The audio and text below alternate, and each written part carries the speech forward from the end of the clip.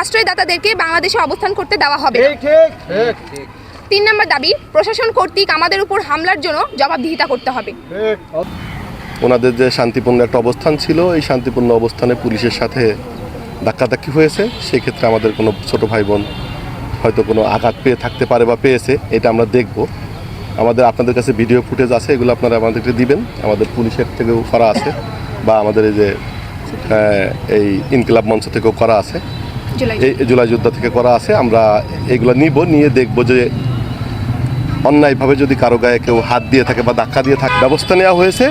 এখানে আপনাদের যে আঞ্চলিক রাজশাহী থেকে যে দাবিটা আছে, আপনাদের যে দাবি দেওয়া আপনারা আমাদেরকে দিয়েছেন লিখিতভাবে, আমরা এইগুলা যথাযথ চ্যানেলে আমরা সর্বোচ্চ জায়গায় পৌঁছে দেব।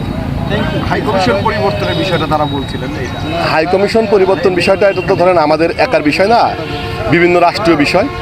এগুলা পুলিশ হচ্ছে, আমরা শুধুমাত্র নিরাপত্তা, সিকিউরিটি এবং প্রোটেকশনের কাজগুলো করি। পলিসি মেকিংয়ের কাজগুলো তো রাষ্ট্রের মন্ত্রণালয় করে, রাষ্ট্রের আরও বড় বড় প্রতিষ্ঠান করে।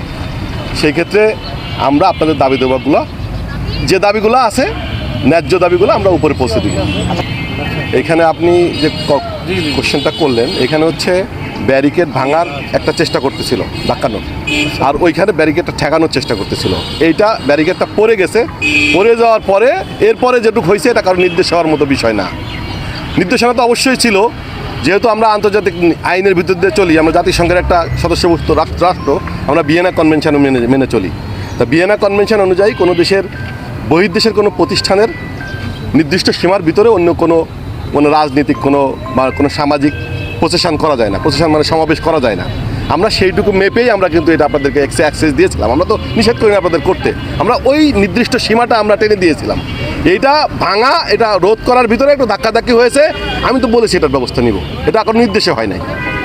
আপনার নাম ক্লিয়ার? আমি গোলাম রব্বানী শেখ, আমি এই 1 সপ্তাহ হয়েছে জয়েন করেছি এখানে ডিসি বোয়ালিয়া হিসেবে।